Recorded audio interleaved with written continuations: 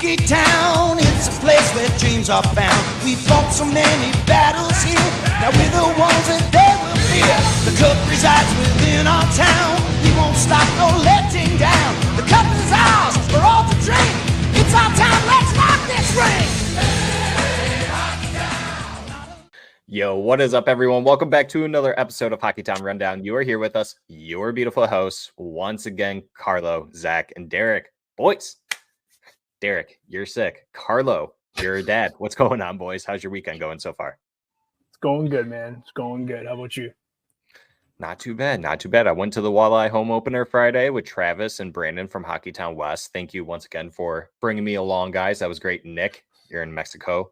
Hope you're not having too many tacos. But yeah, my weekend was great. Got to chill a lot yesterday and recouped. And here I am this morning. We're recording a little early today, but that's okay. We like it. Got to take the dogs to the park and everything. So, Derek, what about you? Well, like you said, I'm sick. So, feeling pretty terrible, but I am here today, so it's okay. My speaking may be a little lackluster than usual, but I'm here for it. And Nick, I hope you have way too many tequila shots down there, so you might need the tacos. Yeah, boys, welcome back, boys and girls, viewers, watchers, listeners alike. Thank you for stopping by on this brand new episode. If you are returning, thank you for joining us once again. If you are new, thanks for stopping by. Why don't you go ahead and take the time to hit that subscribe button, hit the thumbs up, let's get it over 20. I keep on changing it, but let's make it 20. Let's make it doable. I know you guys can do it. You guys are doing a fantastic job at doing that. Doing those things are free. Derek, Carlo, I don't know if you guys knew that. I learn something new every day, man. And if you don't learn something new every day, what the hell are we doing here, right? I'm just existing at this point. And if you are also listening to us or watching us on Spotify, you can watch us on Spotify too, but also on Apple Podcasts. You can also follow us on there, and then you can rate us 5 stars. Doing that also is free. We truly do appreciate it. It helps us out a lot. So, boys, what do we got going on today? As it says on our brand new background that Carlo just put together within 2 minutes. Fantastic job, Carlo. All of our socials are now up there. I pointed correctly. We have a scoreboard showing all the games that we will be slightly recapping. We're slowing it down a little bit now going into the season so we can provide more of our inputs to y'all, the viewers, watchers, and listeners. And then obviously the rundown today is going to be a recap of October, and then 1 November, the outlook could, should, and will be. We're going to try and play a good guessing game at that. But yeah, let's go ahead and jump into actually Red Wings news, because Olli Maatta, late night trade for Steve Yzerman, trading Olli Maatta to the Utah Hockey Club Tuesday night at 11 p.m. I actually was still awake for this. It was perfect for me, and it got my blood boiling, so I was up until midnight, essentially. Just kept on thinking about it, and with all of our group chats, you know. But I should say, we did get a 3rd round pick.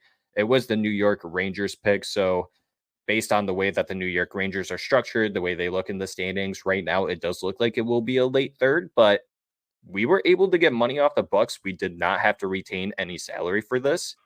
That alone is a win to me. I think a lot of people probably appreciate that as well. And the 3rd, even though it is going to be a late 3rd, that's a great asset to have going into the draft. Steve Yzerman and co. definitely seem to be finding some late round picks every once in a great while, right? We look at people like Carter Mazer and then some other names too, like Amadeus Lombardi, just throw them out there as well. But what do you guys think of this pick overall? I mean, I'm okay with it. We got some money off the books. We didn't retain anything, like you said. Utah is really in need of any kind of defense right now, so it makes sense that the trade happened and they pretty much said, we'll take it all that cap hit. They have enough room to spare anyways. And I'm okay with the trade. Our defense alone, that bottom 4 is just atrocious anyways. So maybe this makes a little bit more room for Aljo to come up, play a few more minutes like we saw last night. Didn't too bad. So hopefully this is something that kickstarts something for the team, letting know no one's safe. We gotta start doing something here, boys. Last night was nice, but I feel like we've gone over this before where they have had their down stretches and all of a sudden they play like the team that we think they're going to play us. So hopefully this is a nice little move for us. Get some people moving up in the league, or not in the league, on the team. So I liked it. I'm not too upset. As you said, not seeing Mata out there, but not the end of the world for us, I don't think. Initial thoughts, reactions, Carlo? Well, was our most tradable defenseman. Believe it or not, you look at a guy like Ben Chirot, he has a modified no trade clause. Why? Ask Steve. Justin Hall, modified no trade clause. Why? Ask Steve. And Jeff Petrie, also a modified no trade clause. Ask Steve.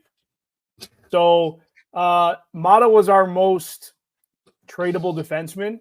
I'm just happy we got something back for him, like that 3rd round pick.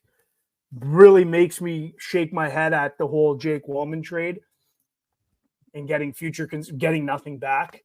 I'm sure you guys have seen it too. Wallman's off to the races this year with San Jose. I'm not going to be the guy that's going to say, oh, he'd be our number 1 defenseman if he was still on this team. I don't think that would be the case. I'm happy that Jake's doing well out there, but yeah, this Mata deal, honestly, it just kind of gets my blood going a little bit too, because what are we missing with getting a return on Wallman? So, I mean, I'm happy we got a 3rd. Maybe that's the makeup for the Wallman deal. Yeah, and even looking back at it, I know that there was, if you want to call it an interview with Jake Wallman. Oh, yeah. He was severely shocked by the whole trade, did not think that he would be one of the players subjected to that by Steve Yzerman. I mean, it just goes to show how ruthless Steve Yzerman is of being a business guy. But yeah, Jake Wallman truly thought that he was going to be a Red Wing for a long time. I guess the issue is that, or maybe this was on Jake Wallman. Jake Wallman kept on wanting all the minutes. He wanted the playing time. San Jose is giving him that currently, and he's killing it for San Jose. I'll give him props for that. I love the guy. He just wasn't a good fit for us. Could we have played him on the 2nd pair? Sure, that probably would have been great too. But then you look at someone like Simon Edvinsson. Obviously, Simon Edvinsson plays top pair right now. 2nd pair, you would have had Ben Chirot, Wallman, Olli Mata. You could even throw Gustafsson in there. And then Albert Johansson. That's 5 defensemen that you could have put there, right? Even for the 3rd spot. So really don't want to go too in depth about Jake Wallman, but yeah, it is something that a lot of fans are questioning now. I mean, what was the whole point in doing that? Jake Wallman definitely was succeeding what Olli Mata was doing, but I guess they loved Olli Mata's defensive game a little bit better, which I can give the benefit of the doubt. I do want to speak on, Carlo mentioned Jeff Petrie and his modified no trade clause. Steve Yzerman did not hand that over to him, so benefit of the doubt there, but you still went out and acquired That's him. true. I always think he was a signing. He was a trade. I always think he was a signing. That's my bad. No, and you're good, but you're still right on point with that, right? You still went out and got this guy while he had that on his contract, right? Yeah. So more than likely, he's not going to waive that. We're not going to be able to do anything with that. Derek, do you want to touch on the Jake Wallman thing that Carlo brought up? I mean, I miss the gritty. I really miss that. We can bring that. Someone can, obviously I missed the goal scoring aspect of him, the offensive game, which obviously the Wings seem to be kind of lackluster in right now.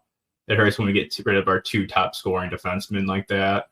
But, I mean, like we said, we were in need of defense more than offense right back there. So it made sense at the time, I'd have to say. But now it looks like he's thriving over there. Obviously, San Jose is a much, I would still say a much worse team than the Red Wings are right now.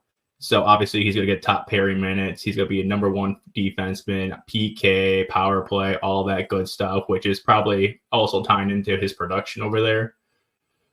But I do miss him.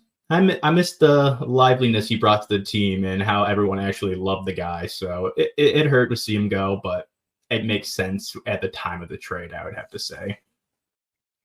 Ultimately, this does fall back on Steve Yzerman, right? And we could just call him out right now. I do believe, looking back at it, it was poor management on Steve to do what he did to Jake Wallman. I understand it because you did have to create cap. Applying, what was it, a 2nd or a 3rd round pick with him to trade him. That part, I think, is the one thing that maybe for most people it was the name Jake Wallman, but for me, looking at it from asset management, business, I think giving up the pick just to move him was probably the worst part about the whole trade. That's just me.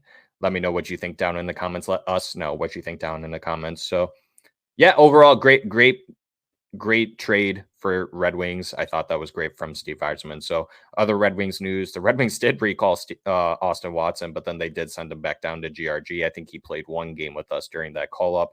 And then Tyler Mott is back skating with the team, who did not play last night like we all thought he would. Carlo, I know that you thought it would have been asinine for them to take Kasper out of the lineup to put Tyler Mott in. A lot of people seem to have thought that Jonathan Berggren was going to be the one who sat, and he didn't. He ended up playing. So I don't know what that means, if we're wrong about Jonathan Berggren, but Carlo, what do you think about that? I think Kasper's there. He's got to be finding a house in Detroit at this point. I cannot see him being taken out of this lineup at all. I mean, the way he rushes the net, the way he bulldozes guys as if he's been in the league, he is not afraid of anybody. I just don't see him going anywhere. Berggren, there was a lot of talk about Berggren being sat for Mott, and maybe Berggren was even told, "Hey, like if Mott's ready to go, you're sitting." Because, and the reason I say that is because Berggren didn't have a bad game last night against Buffalo. He looked good.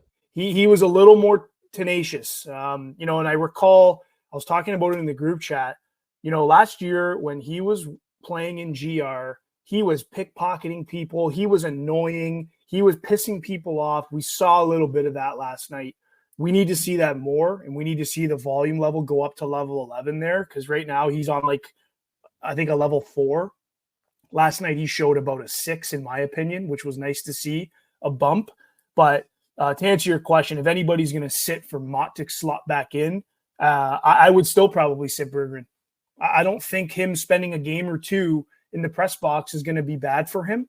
And maybe that's going to take him, rather than going from a 4 to a 6 on that hypothetical volume knob, it'll take his 6 and let's get that to a 10, or maybe even at 11 when he does slot back into the lineup inevitably. But Kasper, he cannot be possibly even being thought about going anywhere but up in the lineup. Yeah, we've seen him in the second center spot. He did play last night in the third center spot with Berggren and Tarasenko, which seems to be a line that we'll see quite frequently. And then for the fourth line, you got Rasmussen, Veleno, and Fisher. Derek, do you agree with Carlo that Berggren should find, or not Berggren, but him too, I guess, potentially, but Kasper finding a house in Detroit? Because to me, I don't see a reason why you would send him back down. What do you think overall about Kasper and him solidifying himself on the third line, essentially, or bottom 6? I mean, at this point, I can see him trying to crawl his way up into the second line a lot more, because his playmaking abilities right now are very good. Obviously, we're not seeing the giant point production that we kind of were hoping for, but he's out there. He's getting in people's faces, like Carlos said. He's pushing people around. He's fighting for the puck. He's doing everything that I would say Perron was pretty much doing last year, minus the point production at this point. Just like a lower level, a little bit smaller, obviously. He's still fighting his footing, but he's looking good. I can't argue that at all. Like he's literally pushing everybody around. He's not scared to get in people's faces. I like to see that. And Burgers, I liked how he did last night. Obviously, we probably been talking a little bit more crap on him than anybody else on that team, just because we have such higher expectations for him. I would say is the case for him right now, especially after what he did last year in the AHL for the Griffins. So, but I'm happy that he got that little annoying factor, as Carlo put it, and on the team yesterday. So it's good to see that. Hopefully he continues to do that. I'm not going to be butthurt if he gets sat 1 or 2 games for Mott to come in. Obviously, they kind of serve the same purpose right now. But out of everybody, it probably still would be Burgers who gets put into the press box for a little bit to transition anybody out, because we need that solid big fourth line down there. Minus the fact that I saw Fish make some really dumb plays last night, missing the net a few times, but I'm going to ignore that. That was one shift, and I'm like, whatever. It's the fourth line. They're not going to do everything great every time. I think we still have not high expectations for Christian Fischer, but we did re-sign him for a reason. So, yeah, he's got some things that he's got to work out, right? Because he definitely is making some questionable passing mistakes, right? Some open ice passes One's across the blue line too, even I've noticed. So there's a couple things you got to work on. But overall, I agree with you boys. I think Berggren would probably be the one that you would have to sit for a couple games if you did want Tyler Mott to come in.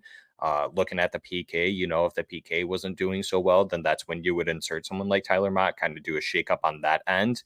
So yeah, I agree overall with you guys.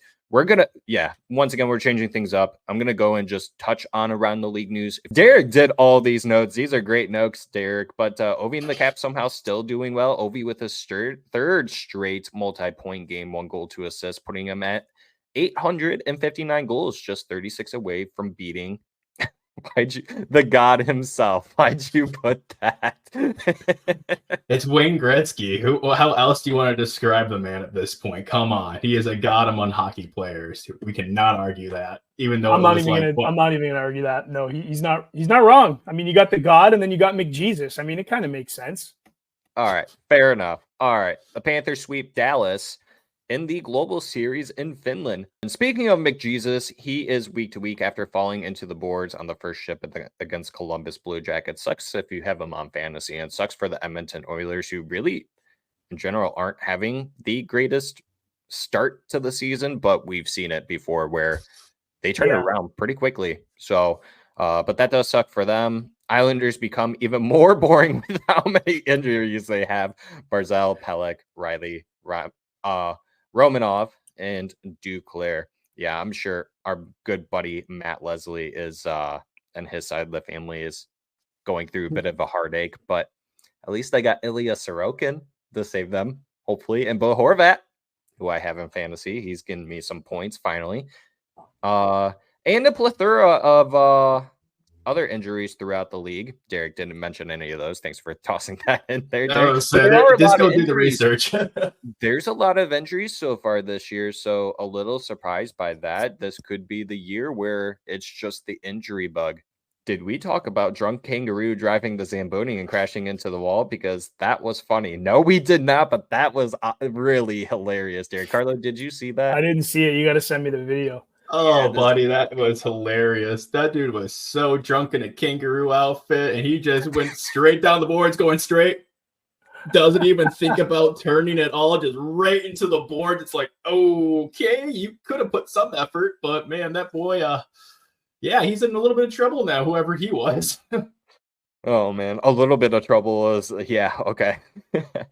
And then I think we did touch on this. Maybe we didn't. The Women's Professional Hockey League is looking to expand. Detroit and Pittsburgh are potential candidates due to the neutral site games played last year. That makes sense, but they are not limiting themselves and could be literally anywhere. Yeah, I told my dad and I told a couple other people, if Detroit got a PWHL team, I 100% would go to those games. It also would give me a reason to move closer to Detroit, because then there's basically hockey almost every single day being played at Little Caesars. I don't know if I'm assuming that's where they would play, but because they already have the Red Wings and the Pistons, that's a really tight schedule. And I know Little Caesars always does other events, right? So we'll just have to wait. We'll have to wait and see on that. But thoughts on Detroit getting a PWHL team, Professional Women's Hockey League team? All for it. Bring it on, man. Let's do it. Just nail the name. Please nail the name. I just want more hockey, like Zach said. At this point, I will not be upset with Detroit hockey literally every single day, basically. I don't know where we'll be able to watch half these games, because it's already a pain in the ass to try to do that now for any of the existing 6 teams. But I will pay more money, I guess. I've already had like 500 different subscriptions right now, but what's one more? What's one more, like Derek said? And with that being said, that is the Around the League news. We will go into our game notes, very minimal. Like I said, we're going to go through these. It was the Red Wings versus the Oilers. The Red Wings did lose in overtime within like the first 15 seconds, I believe it was. It was a completely botched situation. The Edmonton Oilers were on a power play. The Red Wings technically killed it. But Simon Edvinsson learned very quickly that you got to do more than just push the guy from behind in order to stop the puck from going into the net. But overall, Comfort opens the scoring thanks to Kopp and Kane in the first. Oilers tie in the second. Kopp breaks that. to take the lead in the second. Bouchard clap bomb ties it in the third, and the game goes into overtime. And they had 9 seconds left on the power play. But yeah, overall, like I said, Edmonton, firsthand lesson against Leon Draisaitl, why you got to be more tough guarding the guy. And I think he misread the play a little bit because Leon Draisaitl did get behind him a little bit. So overall, your thoughts, opinions on this game, boys? I mean, it wasn't their worst game we've seen them play. I'd say the first 2 periods were pretty nice, honestly. I was pretty happy with the amount of effort they were putting in, which is what I keep asking for them to do all year round so far. Obviously, they kind of teetered off at the end, and at the same time, you're going against the 2 top players in the entire world right now. So obviously, when you're the Red Wings going against that, expectations aren't the highest, but I wasn't too upset with how they performed. Obviously, 15 seconds into overtime really blows the sea. I literally walked back to my computer once the game started and it was already over. I was like, oh, 15 seconds. I missed it all. Cool. I mean, I guess I'm not too upset missing that, but not the worst game they played this year. So I'm happy with how the outcome of it was. Obviously, shooting percentage, exactly where it's been all year still. So what are shots? What are shots when you just get the goals? Whatever. And you know that the Red Wings were outshot every game because Carlo still refuses to do a video for Around the Horn with Hockeytown West boys. And they were outshot this game. Yeah. They were outshot. Not too bad, but 34-26. But yeah, Carlo, thoughts and opinions on this game against the Oilers? I thought they started really well. The first period, they really came out buzzing. I thought they were snapping it around quite well. And then from there, they kind of tapered off. I think they progressively got a little bit worse as each period went on. They really gave Edmonton a ton of opportunity in the second period. So that certainly wasn't their period. And they also gave them a good amount of opportunity in the third as well. Underlying numbers, though, were not bad. They did really, really well on face-offs, which was great to see. Although I think the face-off burned them against, I think it was against Edmonton, where one of the draws that they lost. I think it ended up in the back of the net. It might have been the Booch bomb.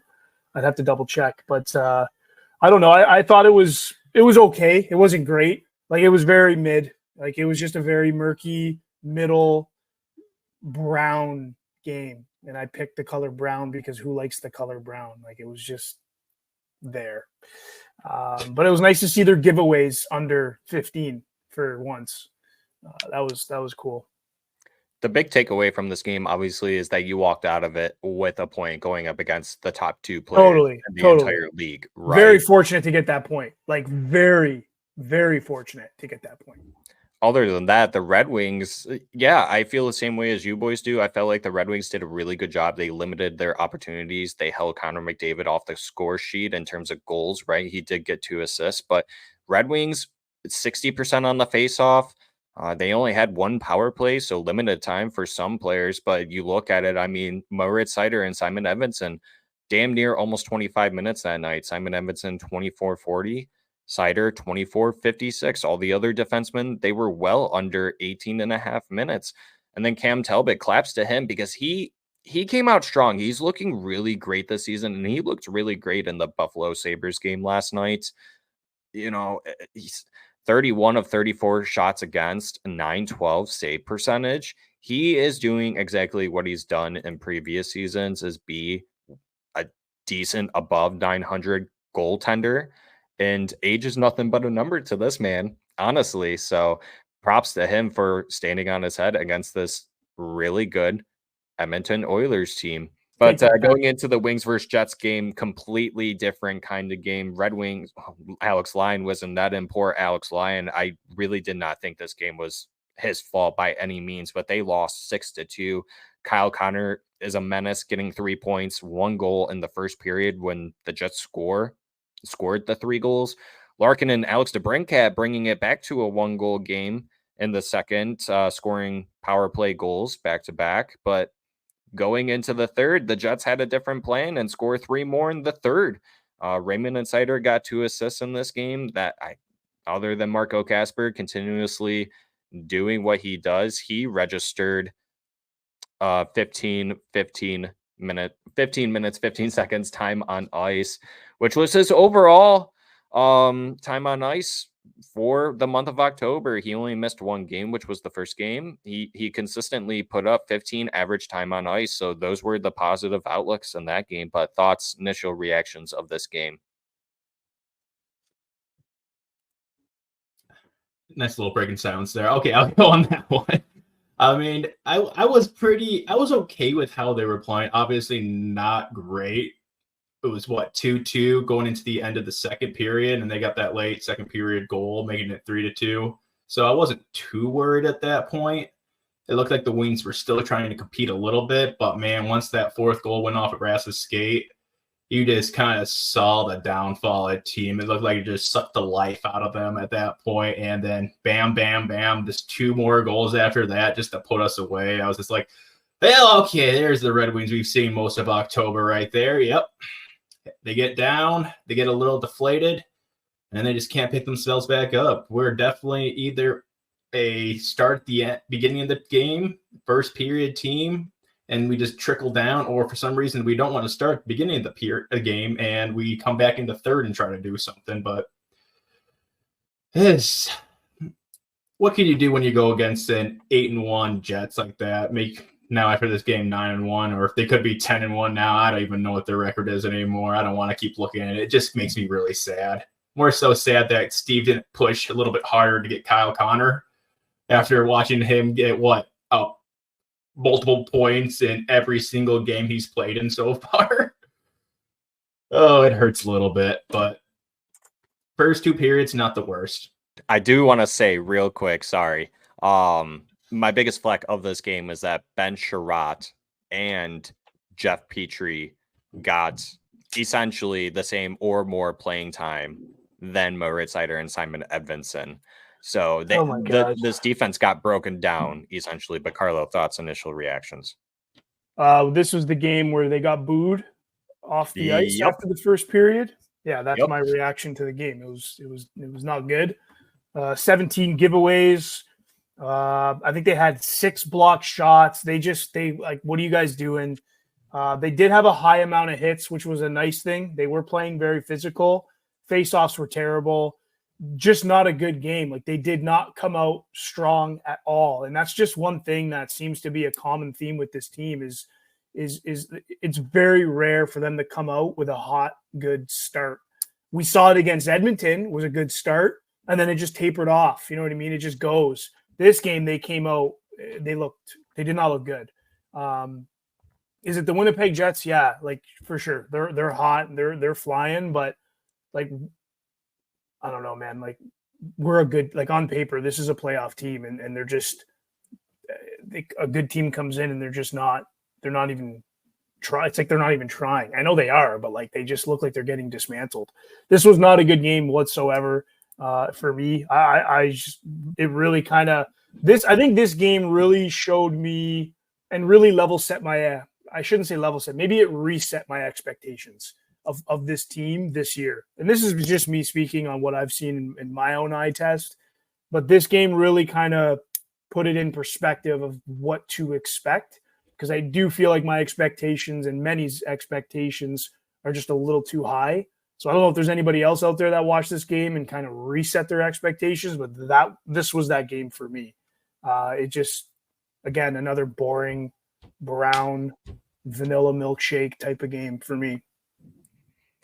Yeah, it seemed like a lot of people were tuned out pretty much after the whole entire first period. There was some life going into the second. Like I said, right, you put the game within 1, but then the Jets were like, no, we want to go home early and send everyone else home early too that are up in the stands. So tough game for the Wings, honestly, but I thought that was it should have been a good wake-up call that they're nowhere near one of those top teams like the Winnipeg Jets, right? I mean, you look at them on paper, they're great. You look at them on ice, they're great. So the Red Wings got to look within themselves and say, how can we better? And I think Dylan Larkin touched on that too in an interview where, they just got to be better. The power play looks like it's starting to pick up a little bit.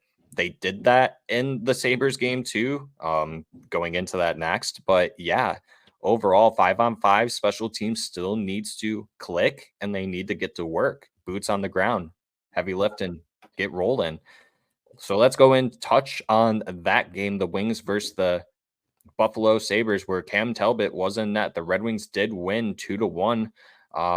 Not a very good start for Dylan Larkin, who was stripped of the puck on the power play. Alex Tuck buried it. Poor Cam Talbot. I don't really think there was anything he could have done. It was 1-0 situation, right?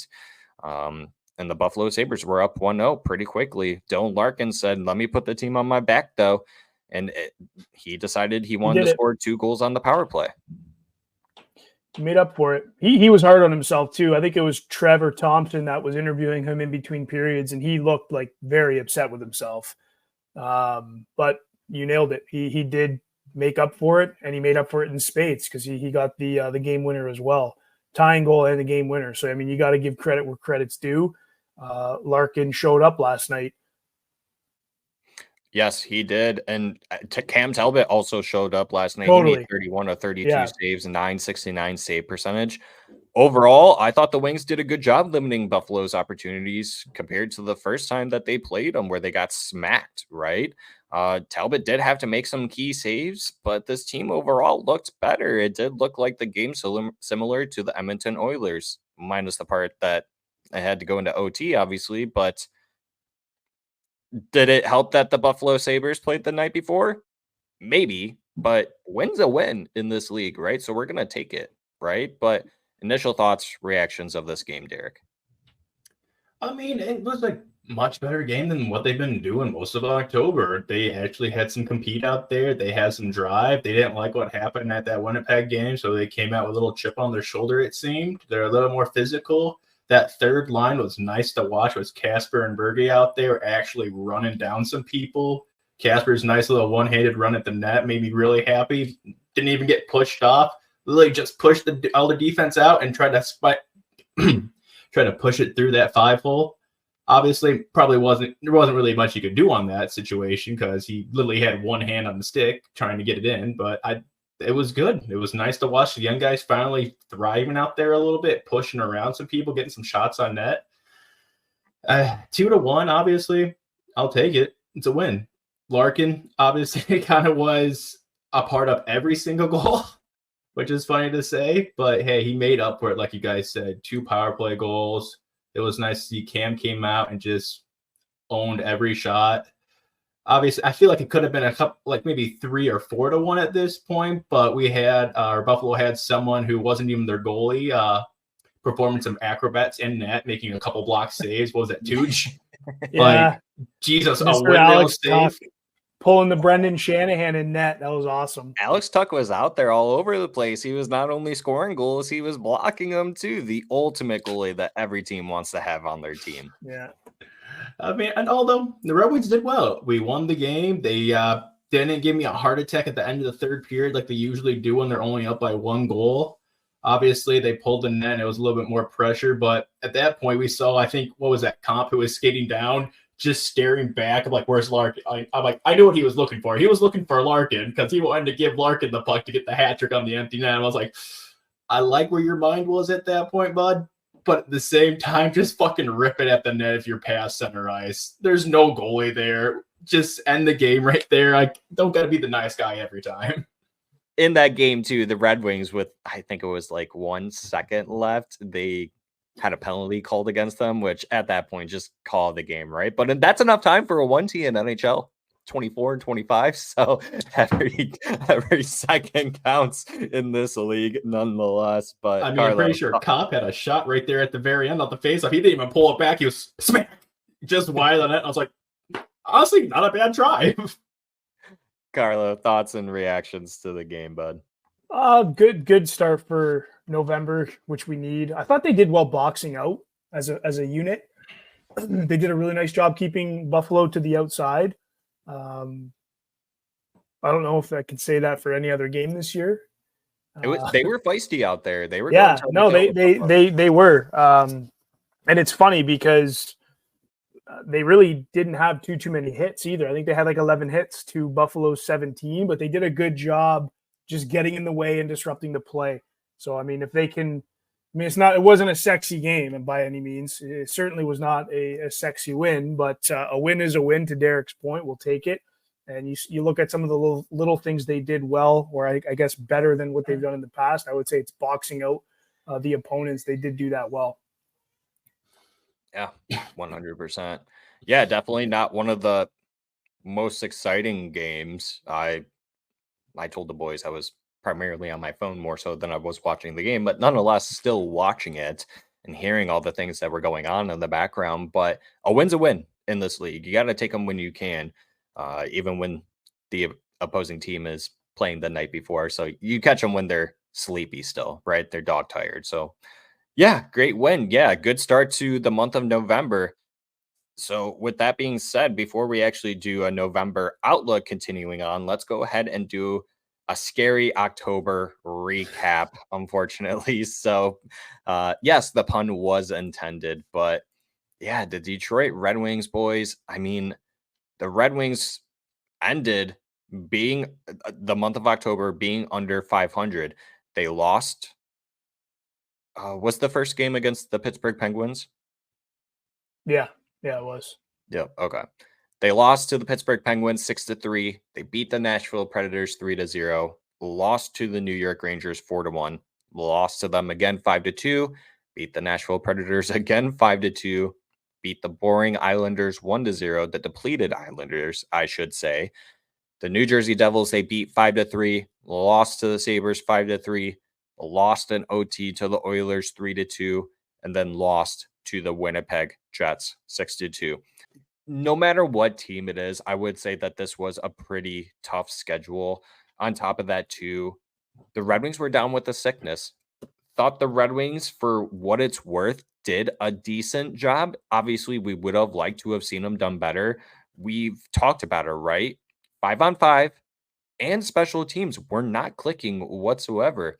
A few other things, rookies on the team now, right? You had Marco Kasper joining the team after the first game. Simon Edmondson being tossed into the pit of wolves like they did to Moritz Seider, being on the type line, trying to play lights out night in, night out. He's still trying to figure things out in the NHL. Jonathan Berggren spent most of the time in Grand Rapids, yet he should know what he should be doing. Albert Johansson, I thought he's looked fantastic so far with his limited time when he does get to play, right? He plays under 20 minutes every single night. But yeah, Derek, your monthly recap of the spooky October season so far. I mean, you're not wrong. It was spooky, that's for sure. The deserve a win-o-meter was not in our favor in any of these games. All the ones we won, most likely probably shouldn't have won. When you have 10 shots or 11 shots on net and you win by 1 goal, I'm sorry. That just doesn't cut it usually in the NHL. So it's just, it was a painful month. Even the wins were slightly painful just because you saw all the mistakes, all the dilemmas they were having out there on the ice. It was just a lot of good putt luck, a lot of high shooting percentages out there. Like the fact that we got goals on like 5 goals and 20 shots. I mean, that's something that everyone will always say is just something you can't keep going on with. 100%. And we're seeing that pretty hard when we go against teams that are actually good, as in the 2 that are up there above my head right there. That's not Buffalo that we lost. Didn't work out for us in the end, each one. So it's rough watching them go forward. Or actually, well, looking back, sorry, not going forward. We'll go into November. We'll get talking that, but going back, just looking at it, I'm just happy that we're not sitting under Pittsburgh, because that's where I feel like this team most likely, with their compete and their pressure and their level of competition out there that they were doing, is where they should be. But I mean, like we always say, a win's a win. So I'm happy that we ended up where we did, even though it was under 500. Which is not good if no one knows how to do math out there. Under 500% is very bad in the NHL. Zach might be closer to being right with his top 10 picks if that's how we're going to keep playing. So I hope I'm wrong, everyone. I really hope you're wrong too, because it's going to be a rough rest of the season if that's what it's going to be. Carlo, your October. October recap was, for me, not nowhere near good enough at all. Derek had a lot of good points. I'm not going to repeat them. One that stood out to me the most was 5 goals on 20 shots. This is just not sustainable whatsoever. Things need to change. Things need to change very, very quickly.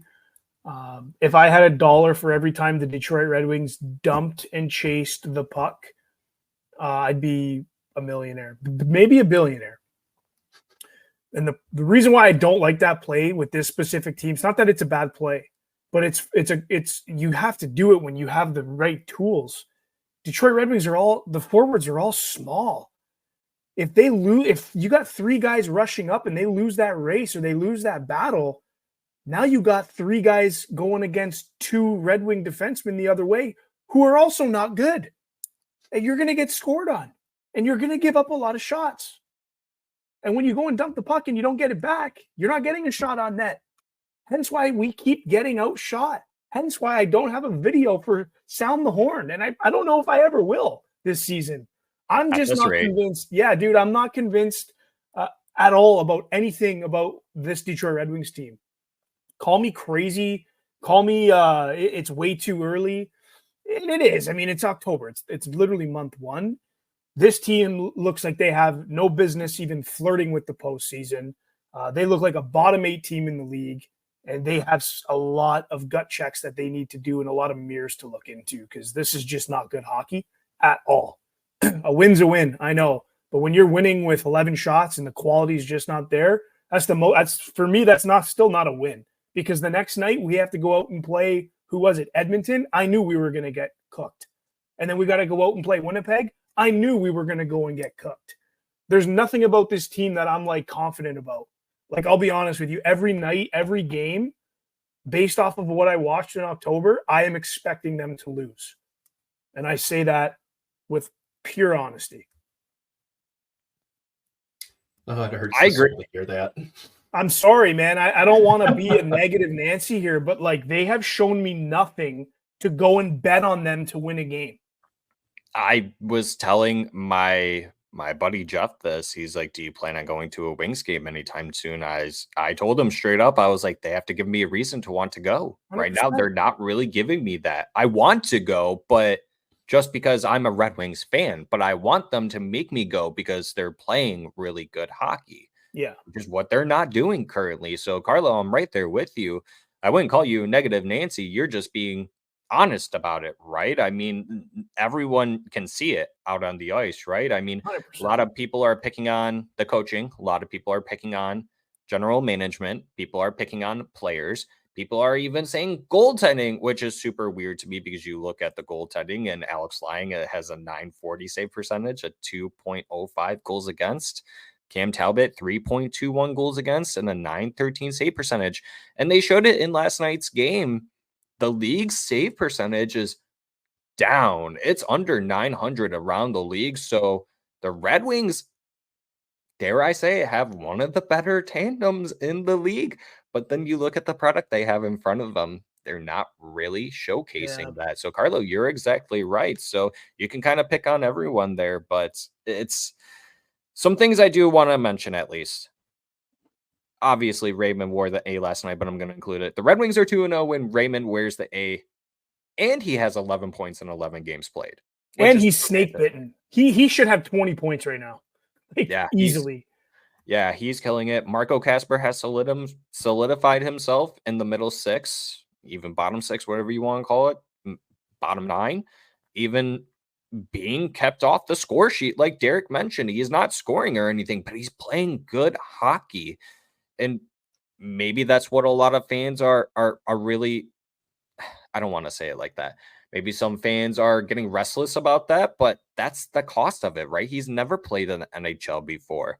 If he can at least shut down the opposing players, which is what he seems to be doing, that's why he's getting 15 to 16 minutes each night. Some nights he's getting closer to 18 minutes. Yeah, he's got to stay with the team. And some of these other players have to start picking up the slack for it. And then even Evanson, like I mentioned, thrown into the Wolves, playing top pair with Sider. Looking back towards the end of October, the power play is getting better. And I say that with ... better. Yeah, quotation marks like Gary just did for those. Well, it that can't get worse, Zach. I mean, shit, it can only get better. So if we see 2 out of 3 go in, yeah, that's kind of that was my expectation before the season started. Like 2 for 3 on a nightly basis. On paper, they should be able to do that. They also should be able to shoot 30 pucks on the net too, but they can't do that. Like, I don't know, man. I don't want to keep going here because I'm just going to derail this whole thing and I'm just going to keep making myself upset. But there's nothing that makes me more passive aggressive than the 24-25 Detroit Red Wings. Let me just tell you that. So currently the Red Wings are 5th in the Atlantic Division, 11 games played. They're 5-5-1, 11 points. And then you look at it from a league perspective, the Red Wings are 19th in the entire league. There are plenty of teams that you would be quite surprised. Like we're tied with the Edmonton Oilers. The Boston Bruins are doing worse than we are, surprisingly. They're 5-6-1. You look at the New York Islanders, you look at the Avs, you look at the Nashville Predators, who went out guns a-blazing in free agency. So, I don't know what's going on with these other teams. I don't know if they're down with the sickness as much as the Red Wings are, but looking back even at last year, Carlo, they got the flu pretty late in the season. It was like January, February time when we saw what kind of effect that had on the team. And I'm happy that it happened sooner rather than later, because I do think looking at the month of November, the Red Wings, and we said this in the group chat, Travis and I both said there are 9 winnable games. They won 1, so there's 1 to go. Looking at the schedule, they'll play the Chicago Blackhawks this upcoming Wednesday, then the Toronto Maple Leafs, then the Rangers, then the Penguins, the Ducks, the Kings, the Sharks. Yeah, those are all on the road, though. That's the that's the West Coast road trip.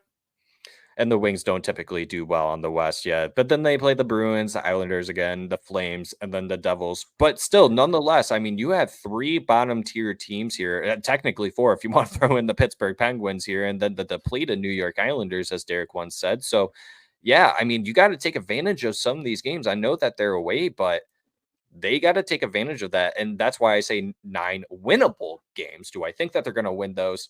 I hope. I don't know if they're going to, based on the way that they're playing, but I do want to say this. I think I said this in the group chat too, maybe in our group chat, that if you cannot beat the Blackhawks, the Ducks, the Sharks, and they lost to the Sharks last year, Derek unfortunately went to that game. Yeah, the most depressing game I've ever had to sit through and crazy. Watch. What was it 7 goals in 5 minutes or some crap like that? I was like, cool, the game's over, we won. 5 minutes later, I was like, the fuck is going on? Yeah. I want to leave. Yeah. I do want to say, if the Red Wings cannot be well above 500 in the month of November after getting past the flu, whatever sickness it was, you now have a solidified team. Right? You know who's going to be in, night out. You traded Mata. You now have Marco Kasper up. Tyler Mott's coming back, so you interchange him with 1 guy, not with 3 different guys, right? Yeah. Same thing with defense. I think Albert Johansson, and I don't know who you swap out, Jeff Petrie or Hall. It's obviously going to keep on being Gustafsson, which, looking back at that, that's been a horrible signing from the Dude, Gus and Aljo looked pretty decent as a third pairing last night. It's because they both know how to play on both sides, so you could swap them if things aren't working out. Then at least you could do that, right? I'm not saying they're the answer. I'm just saying they looked decent last night. So I mean, if you're looking at taking somebody out, it could very well still be Gus. It could very well still be Aljo. I don't know, but they did look okay as a third pair last night. I really don't know what they're going to do on defense. My thing with defense is just Ben Sherratt looks absolutely terrible this year. I have not seen 1 good game from him this year, and Jeff Petrie's Jeff Petrie. So, we don't have many more options. That's the other problem. Yeah, going back to what I was originally saying, if the Red Wings aren't well above 500 in this month, which I believe they should be, I think that's the benchmark for this month. How many games above 500, Zach? like I said, I think you have 9 winnable games. So I think that's the benchmark right there. If you could be at 8, that's good enough for me. If it's 7, then okay, how many games did I count there total? What is that? They already won 1. So that's 4, 7, 10, 13 games. Yeah, you got to win 8 plus at that point, right? But if you don't, then you got to have some serious people are going to have serious questions. They're going to want answers. What is not going right with this team? And a lot of people are now saying, yeah, Bubner's got to go. I have been pounding on the table for that. Him and Tanguay both. I think special teams they're not doing their job, right? What the coaches are trying to get the players to do, it simply is not working. I still do believe that there are some players down in the bottom 6 or wherever they're playing at. They're trying to play above than what they can actually produce out there on the ice. Like we mentioned, we called out Christian Fischer. He's making wild passes almost every single game, it seems like. So, but yeah, the November outlook, what does that look like to you guys real quick? Coming off October, it's, hoping for the best. Like you said, we have a lot of winnable games out there. I felt like we had some winnable games in October that did not go our way at all. So if we're going to keep up the same momentum of October into November, we're going to have a really sad, rough time on this podcast for the next month. And then for the months preceding that, because I feel like that's just going to show us after November. Obviously, everyone says after Thanksgiving, that's when you know who's going to be in the playoffs, who's not, and who's going to be a bottom tier team and who's going to be an upper tier team. And we'll find out very quickly, and we'll see if you see a lot of depressed faces here coming December. My hope is this Buffalo game is a sign of what the Red Wings are trying to do right now. And as long as they can keep the compete at this level and move up the ladder, which on paper, we all know that's what they should be able to do, we should have a good month. But man, after the last 2 months here almost of hockey, it's just lackluster. My hopes I'm not putting very high on a pedestal right now. I'm praying to any hockey god out there or any kind of religion that might answer me to potentially boost our standings. So it's a snowball's chance. We'll see what happens at this point. Hopefully the boys finally find their way, finally stop trying to do stuff that they are not capable of doing.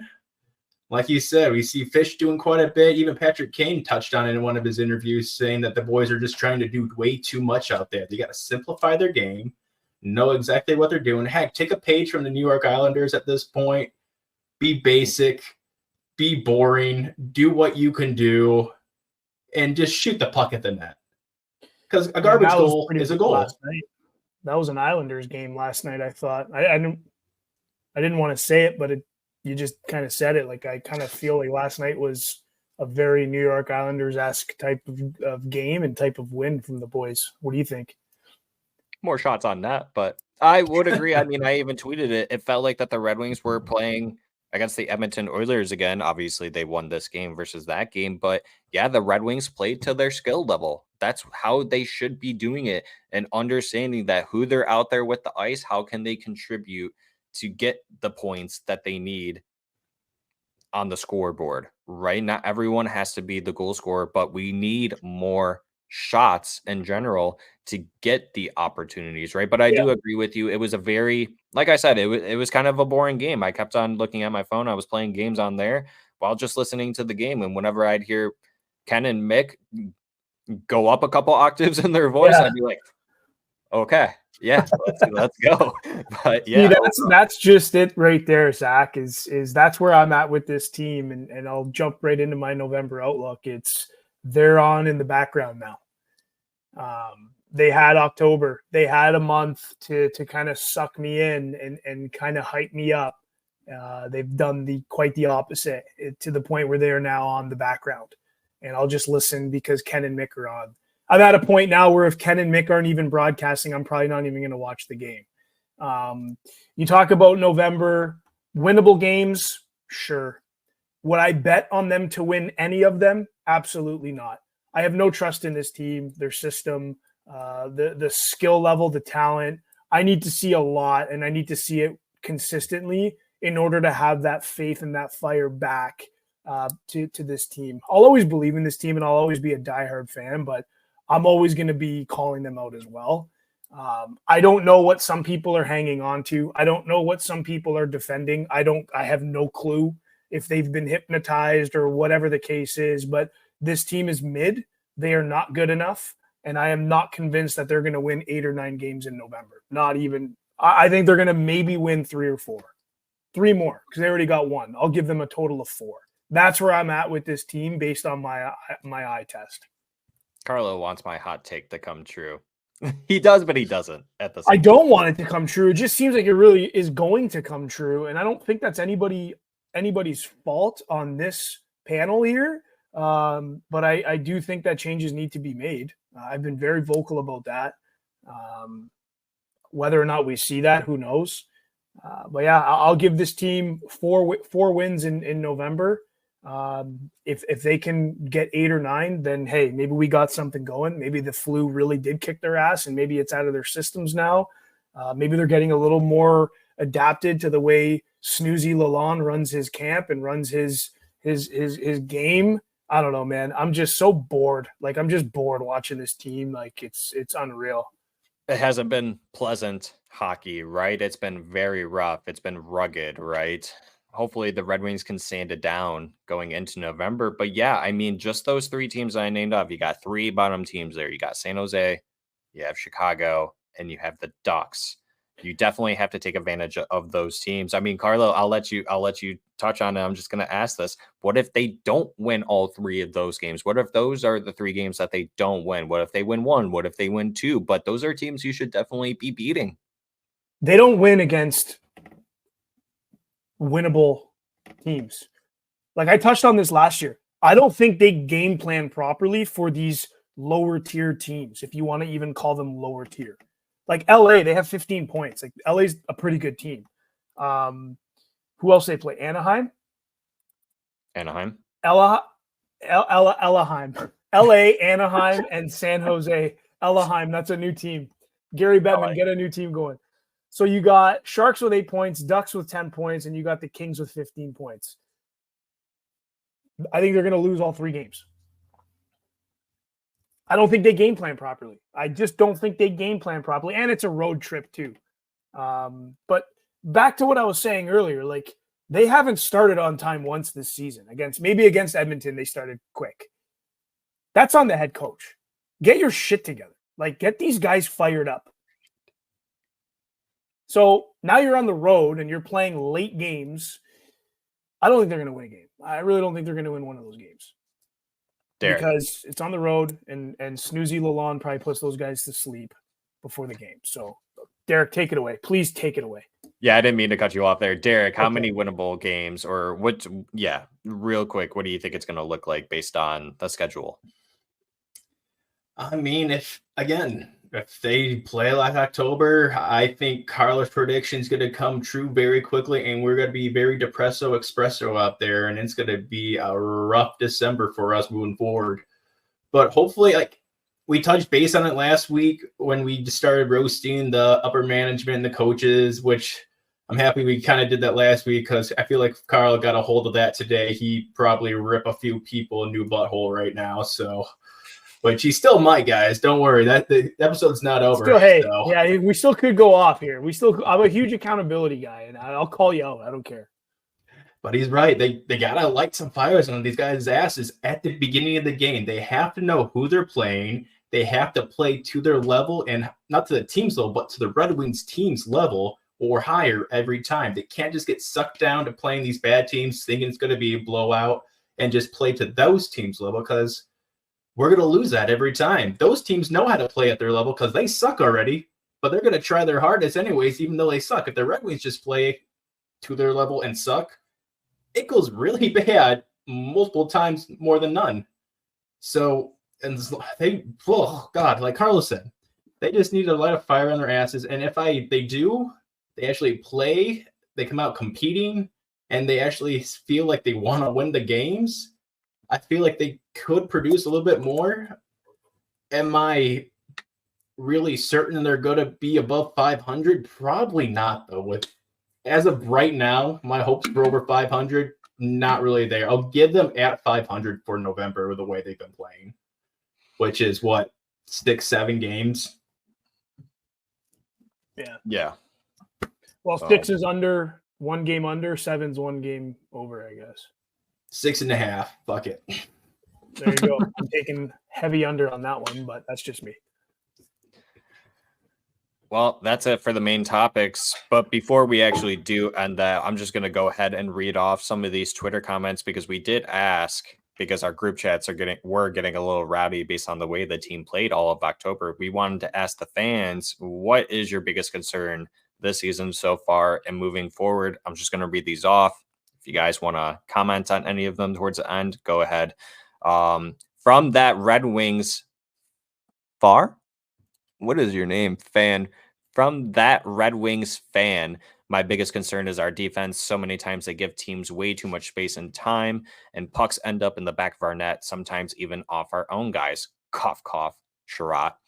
Sparty Red Wing 33, middle pairing defenders. I want to add coaching as well. The effort has been very uninspiring, and they look like they're going through the motions with no sense of urgency. The gauntlet, quote unquote, schedule is a shit excuse, in my opinion. Sorry for the language there. They need a better showing. Cats Music Sports Travel. I love this team and I'm not too concerned. I think that they will figure it out. Okay, there's one positive person at least. Josh Hadley, defense and goaltending. Lennon, defense and goalies. Some blame for Stevie for not getting a starting goalie, and some to Newsy for not getting the boys fired up in god-awful lines and D pairings. Showtime and Hockey Town. Defense mainly the middle pairing of Petrie and Sherratt. Who's your wingnut? Our defense is terrible. We have one good NHL defenseman. We also have a young one learning, and the rest are trash. This far into the rebuild, you'd think we'd be a little further along defensively, especially the way they talk about defense and 200-foot games. Yeah, I'm gonna go ahead. I'm reposting this right now. I just you like that one.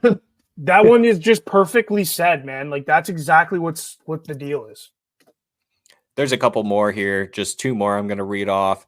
Mattia, Red Wings redemption, lack of consistent energy / inspiration on ice. I wonder if it's because of the flu going around in the locker room and how bad that is affecting the on-ice performance.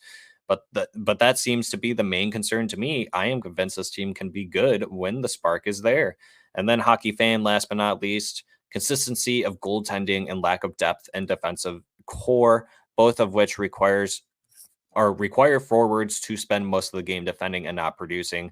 What little offensive talent the team has is consumed diving in front of shots and scrumming along the boards in the D zone. You guys, consistent theme here, definitely defense. I could definitely say or see here that a lot of fans understand that the lack of uninspiredness, the spark in the first, even coaching too, they're not really throwing general management under the bus. But yeah, there are some fans out there that see and are saying the same things as we are. So what do you guys take away from these comments from the fans that we have? Stop being mean to the goalies. I will say I will not put blame on the goalies because they are doing fantastic. Yeah, you can't. They're doing everything they can, especially in front of this atrocious D that we have. Obviously, like we said, whoever said that, we have one NHL defenseman.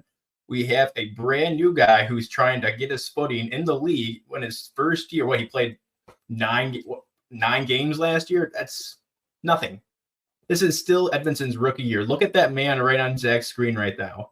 He is literally getting in between everything. He's trying his hardest out there. He's going to make mistakes all year round, probably for the next couple of years even. Which is but fine. When he does, yeah, that's how you produce. That's how you get better. And when he does do something great, he looks amazing out there. The boy is probably one of the fastest guys on the Red Wings right now. I randomly see him pop out of nowhere up into like a 3-on-2 with like the two forwards that are somehow up there. That's so sad to say. Sorry. It's really bad. Obviously he's 6'8", 6'6", 6'8". He's massive, so his stride is huge, but he's talented. He can move. But then you have 4 people behind him that are just like, well, pray to Jesus if there's like a 3-on-2 or even a 2-on-2 against them, because they might not be able to do anything, or like whoever said, it might just bounce off their ass and go in. Cough, cough, Petrie. Yep. So the one thing based on everything you read, thanks for going through those, Zach. But who's your wingnut? I mean, that one was bang on, and really talking about there is the players we have on the team. So let's just kind of put that over here. Lack of consistent energy, inspiration on the ice, which was Mattia Red Wings redemption arc. Could be because of the flu, for sure. You can't take that away from anybody. That shit's no joke. Just ask Derek. I'm convinced that this team can be good when the spark is there. Well, who's responsible for that spark? Is it the captain? Is it Dylan Larkin? Is it the coaching staff to get these guys fired up and game planned well? I'm curious. Who is responsible to spark up the room? Because that's the person that needs to start doing their jobs like yesterday. And then the other one, consistent, which is hockey fan, consistency of goaltending and lack of depth and defensive core, both which require forwards to spend most of their game defending and not producing. You know, what little offensive talent this team has is consumed diving in front of shots yet. So that's the system. So we have who's sparking the room. We have players on the team. Are they talented? Are they skilled? And then we have the system. Like, that's bad, guys. Like, all three of these call out three different things, and those three different things make up an NHL hockey team. Your spark, your players, your system. All three of those things got called out to me. I'm pressing and I'm waving the white flag. I'm pressing the red button. We got a problem here. If fans are commenting and they're addressing and talking about three major characteristics that make up a hockey team that I just pointed out, we have a big problem here. It's not like it's one common theme. Those are three main areas that are, again, very problematic in my point of view. But you guys let me know what you think about that analysis. You go, Derek. It's one of those things you just don't want to hear called out by the fans. And if the fans are calling it out, like Carlos said, it's an issue. And we have an issue with all three of those things right now. So what's going to break to make the team realize we got to fix one of these things going forward? One of these things, all three of these things, because the whole point of being an NHL team is to win the Stanley Cup. And we haven't even sniffed the playoffs. Well, I guess we got close last year. Well, losing by 1 point is 1 point. That sucks. But since then, it feels like we regressed. Like, we are not the team we were last year. We have a few different players. Obviously, the goal scoring isn't there like it was last year, but I feel like it's basically the same team. We're just watching them flub around on the ice. We need some spark. We need some consistency. We need the team itself. We need the coaching staff to feel something. I just want people to start screaming at each other out there at this point. I know, like, the Red Wings are known as that class year, not fight a bunch, not get into the ref's face, not scream at each other. We don't really know what's even going on in that locker room because they're usually so hush-hush. But at this point, I want to know, like, what's the issue right now? Because something's not working, and you got to let the fans know at some point why it's not working. Otherwise, we're just sitting here in limbo freaking the fuck out every time. So it's easy to be hush-hush and silent when things are going really well and you're winning back-to-back Stanley Cups and you have Nicholas Lindstrom on your team and Sergei Fedorov and Brett Hall and Dominik Hasek. It's easy to be hush-hush. But when you suck and you're mid and you're still being hush-hush, yeah, that's not acceptable. Like, we need to hear some topics of discussion here to continue to have some faith and even consider betting on this team and to even consider buying tickets to some home games, because this is just ridiculous. This hush-hush approach when they are rebuilding and they suck is unacceptable for me. Sorry if I'm offside, but to me, unacceptable. We need to either start seeing some changes or we need to start hearing some words, because it just, what else is there to hang on to at this point? No spark, brutal players, system is atrocious. Those are three makeups of a team. If I were to ask you right now, Florida Panthers, Who's their spark? You can identify this person, right? You're probably going to identify 3 people. Sam Bennett, Kachuk. You can identify multiple people as their spark. And then I can ask you about their players, and you can tell me all about their talented players. And then I can ask you about their system. These are all defined things that people can relate to right away. If you're a hockey fan, Florida Panthers, name me their spark, name me their system, name me their talented players. It would take you less than 10 seconds. With Detroit, I can't name you a thing. That's the problem with this team. I don't really have anything to say because you guys primarily touched on all of it. I think you guys did a damn good job of it. Carlo's right in the way that he's saying everything the way that he feels. Same with Derek too. I mean, we are Red Wings fans first and foremost, right? We're not top tier cheese guys, right? Like we're a few meatheads that watch this. Yeah. I've been watching this team since I can remember watching TV. Like I've watched every game. Like I want them to do well, and I want them to win, and I want them to be where we once saw them be. But I'm sorry, but I'm just when it's not looking like what I'm accustomed to it to be looking like, I'm going to freak out. So this is my freak out. I'm freaking out. He's arrived, everyone. I'm freaking out.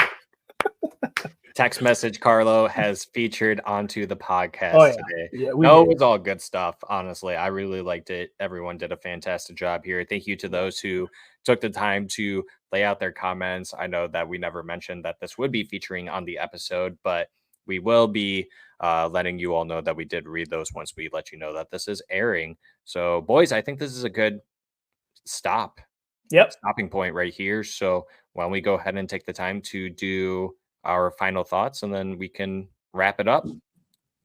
Derek. Oh, boys, let's go Red Wings. Show us something out there. Tell us something. Produce something. Give us some hope again. That's all I'm asking for. I mean, hell, go Jared Goff. We got the Lions coming up here at 4:30. So, at least we have some nice Detroit sports to watch coming here.